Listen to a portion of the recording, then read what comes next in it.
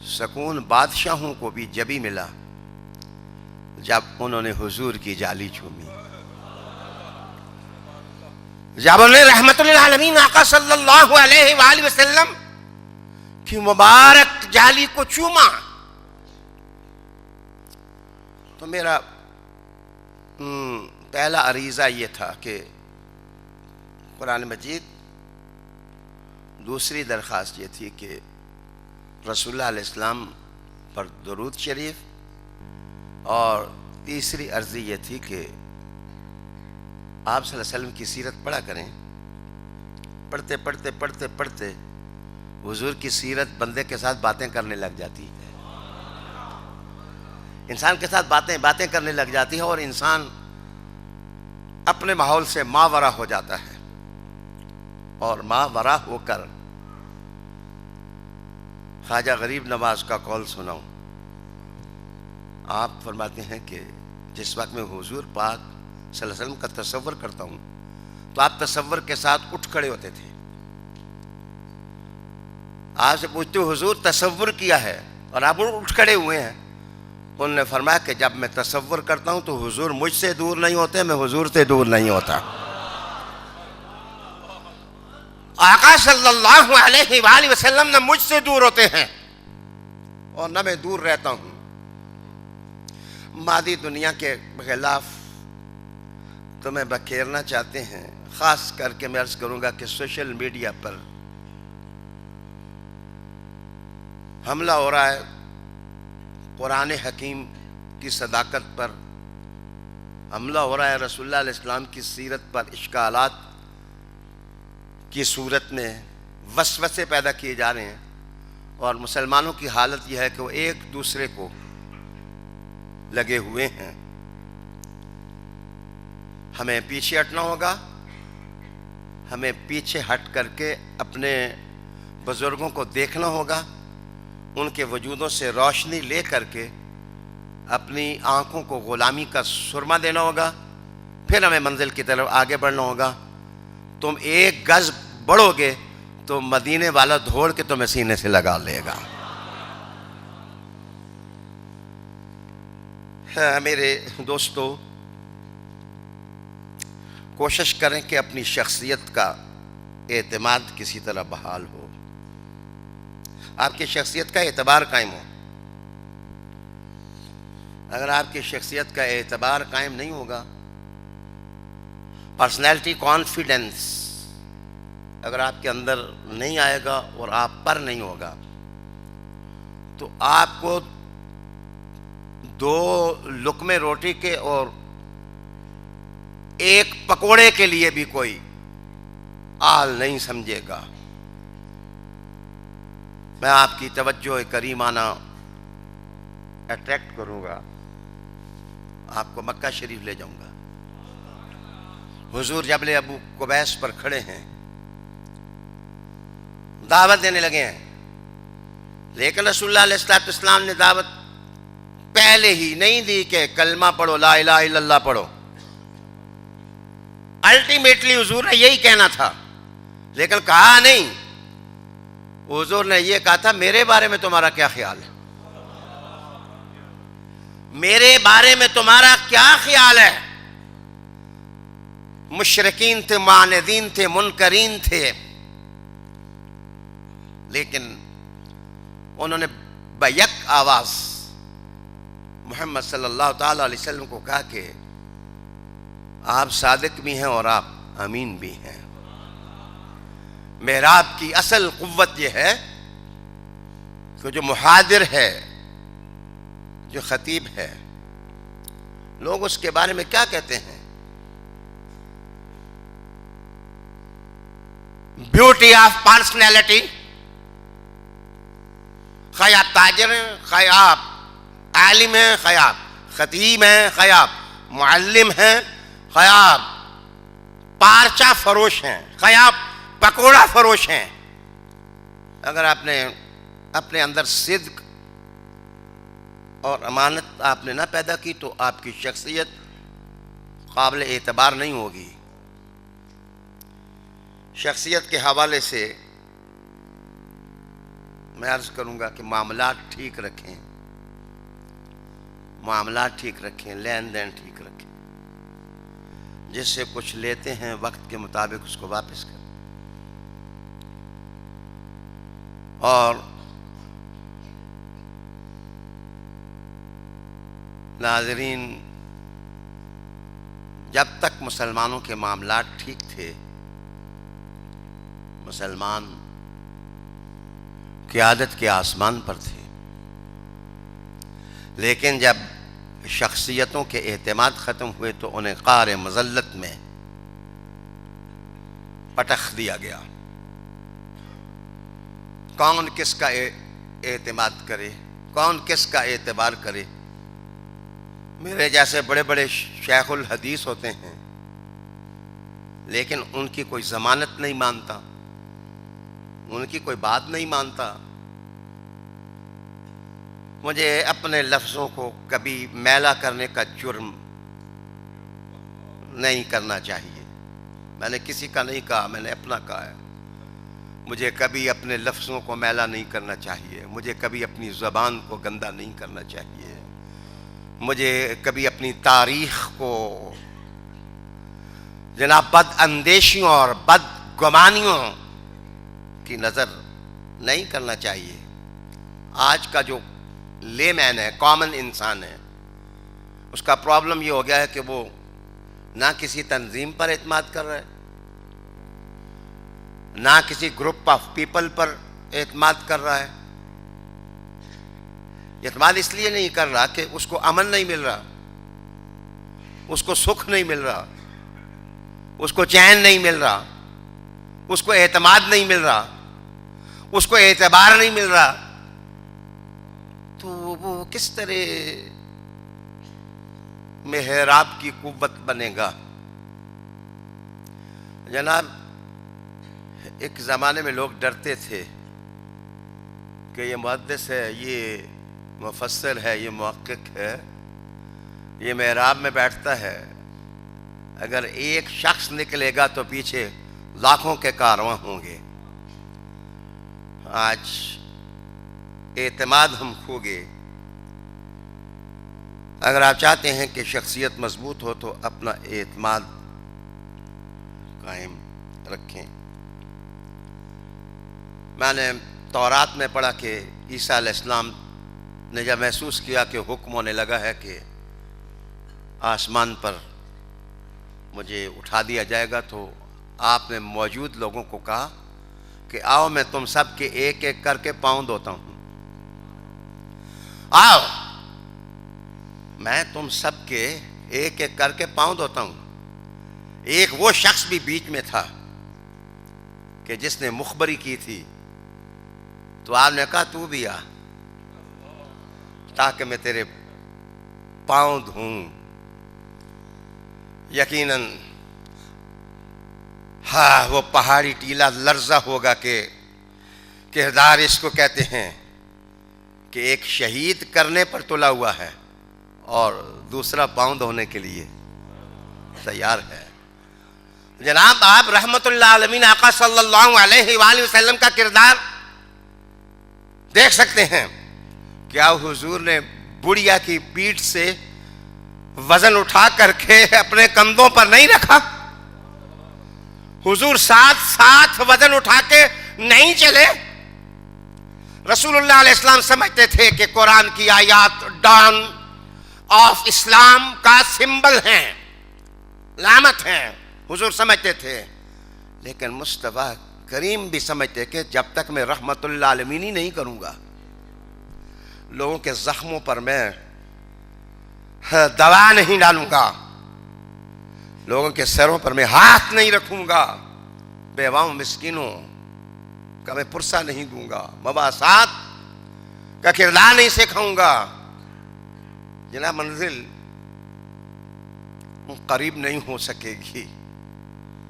میرے دوستو، تیسری چیز اس عنوان کے لیے جو محسوس کرتا ہوں وہ خلوص نیت ہے۔ میرا شعری ذوق بہت کمزور ہے، لیکن سلطان العارفین سے لے کر کے صوفیاء کرام تو لوگوں کو یہی سکھاتے رہے کہ کامیابیاں ان کے لیے ہیں نیتاں جنہ دیاں چنگیاں. نیت صحیح نہیں ہوگی تو مرغے کے نیچے آپ انڈا نہیں رکھیں گے تو بچہ کہاں سے نکلے گا؟ جناب بطخ کا انڈا ہو تو اس سے بطخ پیدا کی جا سکتی ہے، لیکن اس کو بھی مرغی کی چھاتی چاہیے ہوتی ہے. اگر مرغی کا سینہ نہ ہو تو اس انڈے سے بھی بچے نہیں نکالے جا سکتے. میرے دوستو، جب سینے میں نیتیں اچھی نہیں ہوں گی تو اعمال کی گرمی اور انقلاب اور چینج کیریکٹر کے اندر کیسے لایا جا سکتا ہے؟ جب میں نے خلوص نیت کا کہا تو اس کے ساتھ اس کا دوسرا لازمہ بھی یہ ہے کہ یہ نیت جو ہے یہ انٹینشن کے معنوں میں بھی استعمال ہوتی ہے. انٹینشن کا مطلب ہوتا ہے کہ نیت تو کرو. مثلا یہ ہے کہ آپ تشریف فرما ہیں یا لاکھوں لوگ میری گفتگو کو سن رہے ہیں. اے آر وائی والوں کا پھر شکریہ، کیوں ٹی وی کے حاجی عبدالرؤوف صاحب کا شکریہ کہ انہوں نے ہوا کی لہروں پر ہم کمزور لوگوں کی آواز کو دور تک پہنچانے کا اہتمام کیا.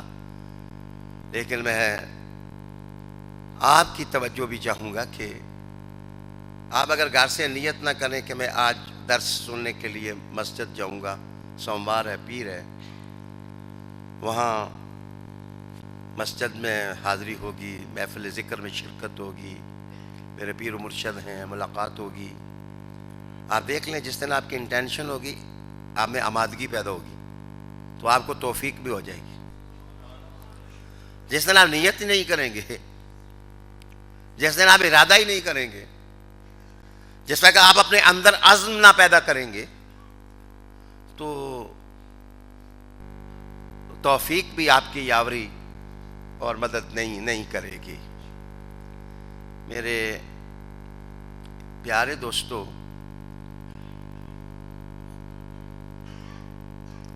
کہتے ہیں کہ خلوص کا جو پھل ہوتا ہے وہ تمام پھلوں سے میٹھا ہوتا ہے، اور جو حسن نیت کا فیضان ہے وہ جنتی پھلوں کی طرح ہوتا ہے.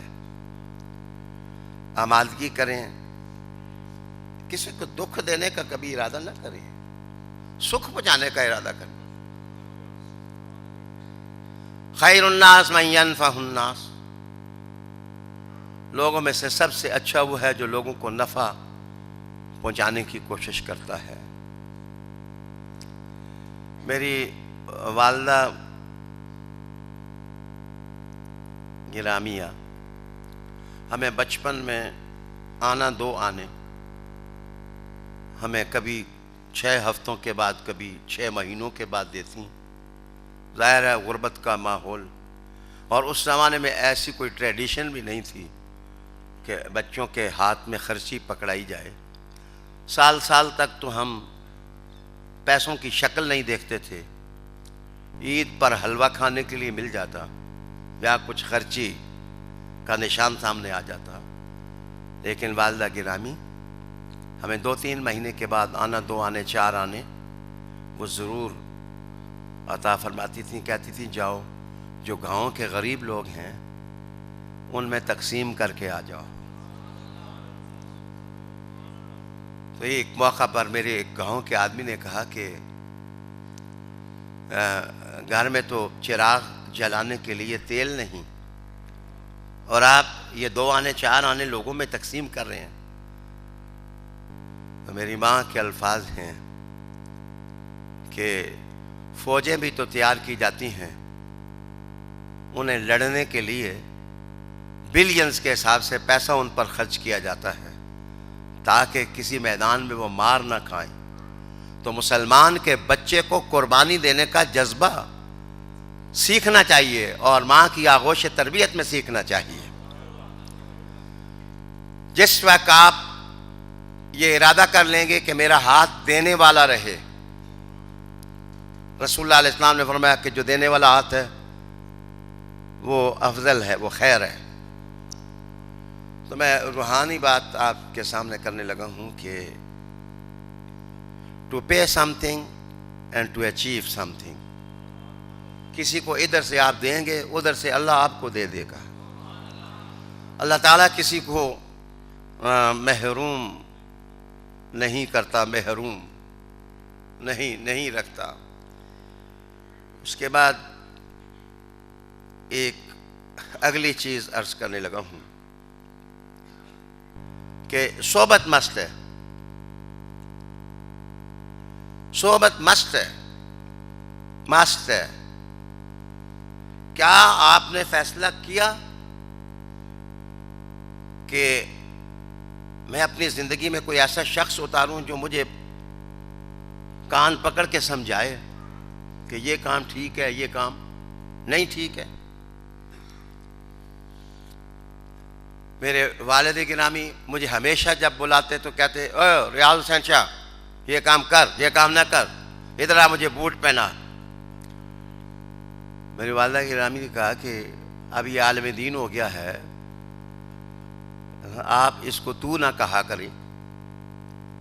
تو آپ بوٹ پہناتے ہیں، ٹھیک ہے، باپ کو بوٹ پہنانے چاہیے، لیکن میرے والد گرامی نے سنہری حروف کے ساتھ لکھنے کے قابل یہ بات کی کہ زندگی میں کوئی ایک آدمی ضرور ہونا چاہیے جو تو کہے. اگر سارے ہی آپ جناب آپ جناب آپ جناب آپ جناب، ویسے اس دور میں تو آپ جناب کا کلچر بھی ختم ہو گیا ہے. اب تو تیری ایسی تیسی، تیری ایسی تیسی. جس وقت اہل ادب اہل دین کی زبانوں پر بھی یہ غبار، تو انسانی قافلے تربیت کہاں سے پائیں گے؟ تربیت کہاں سے پائیں گے؟ ہمارے اسلاف تو جس وقت حماموں میں جاتے تھے، بیت الخلاء میں تو زبان پکڑتے تھے کہ یہ بیت الخلاء میں اللہ کا نام نہیں لینا چاہیے، لیکن زبان اتنی عادی ہو گئی ہے، اتنی عادی ہو گئی ہے اللہ اللہ اللہ اللہ کرنے کی کہ یہ رکتی نہیں ہے اللہ کا نام لینے سے. میرے دوستو، اب ظاہر ہے غریب نواز، خواجہ حسن بصری، سفیان ثوری، داؤد طائی، جنید بغدادی، ایسی ہستیاں تو ہمیں نہیں ملتی. ہمیں اپنے زمانے کے اعتبار ہی سے کوئی تلاش کرنا چاہیے. اگر کوئی شہیب آئے میسر، شبانی سے کلیمی 2 قدم ہے، شبانی سے کلیمی 2 قدم ہے. کوئی ماسٹر مائنڈ، کوئی تمہارے سر پر امبریلا ہو، امبریلا، کہ گرمی سردی میں تمہیں دھوپ سے بچائے اور تیز بارش سے بچائے. میرے دوستو، شخصیت کو حسین کرنے کے لیے ضروری ہے کہ فرائض کی پابندی کریں، فرائض کی پابندی کریں، نماز کی حفاظت کریں، روزے کی حفاظت کریں. شاید یہ تجربہ اتنا آپ کو اچھا نہ لگے، لیکن تربیت کے لیے عرض کرنے لگا ہوں. ایک دن آپ صبح کی نماز پڑھیں، تلاوت کریں، پھر ذرا جا کے آئینہ دیکھ لیں.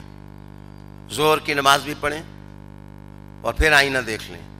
عصر کی نماز پڑھیں، مغرب کی پڑھیں، عشاء کی پڑھیں، آئینہ دیکھیں. اور جس دن کبھی نماز نہ ہوئی ہو، اللہ نہ کرے کہ ایسا ہو، اس دن بھی آئینہ دیکھ لیں. جس دن آپ نے 5 نمازیں پڑھی ہوں گی، آپ محسوس کریں گے کہ جیسے اللہ آپ کے قریب آ کر کے آپ کو نور کا غازہ چہرے پر مل کر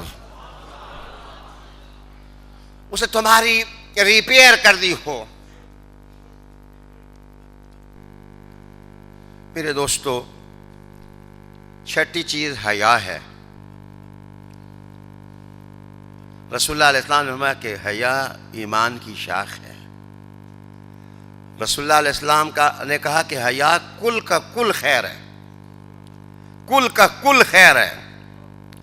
علامہ ماوردی نے کہا کہ اگر کسی کے اندر خیر ہے، گڈ پرسن، آپ دیکھنا چاہیں کہ یہ بہت زبردست انسان ہے، تو اس کے اندر دیکھ لو حیا ہے یا نہیں ہے، اس کے اندر دیکھ لو کہ حیا ہے یا نہیں ہے۔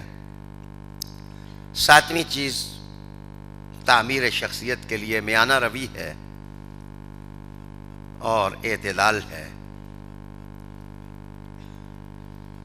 آپ نے محسوس کیا ہوگا کہ اگر آپ افراط تفریط میں پڑھ کر فیصلے کرتے ہیں تو آپ کو ندامت ہوگی، آپ پشیمان ہوں گے۔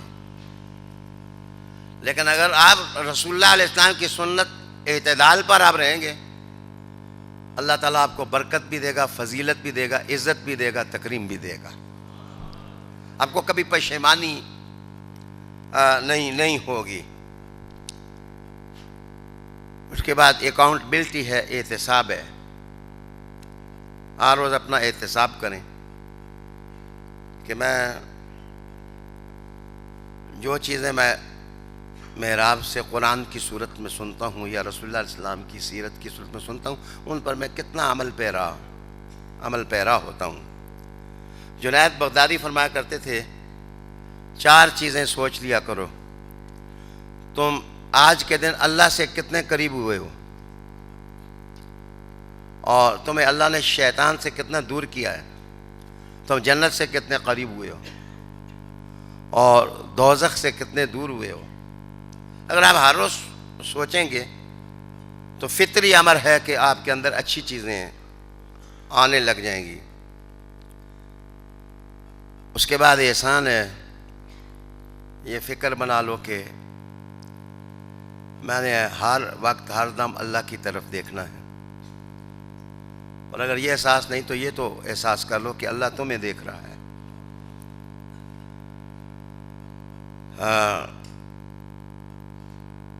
ایک مغربی عالم سے پوچھا گیا کہ مسلمان کامیاب کیوں ہیں کیریکٹر کی دنیا میں؟ انہوں نے کہا تھا کہ 4 چیزیں ان میں آ گئی ہیں جو ہم میں نہیں آئی ہیں۔ کہا تھا کہ ان میں تواضع، ان میں صبر، ان میں تحمل، اور ان میں محنت کرنے کا جذبہ لوجہ اللہ۔ لیکن مسلمانوں، آج تو ہم ان 4 چیزوں سے محروم ہو گئے ہیں۔ آج کی آخری بات تعمیر شخصیت کے حوالے سے یہ عرض کروں گا کہ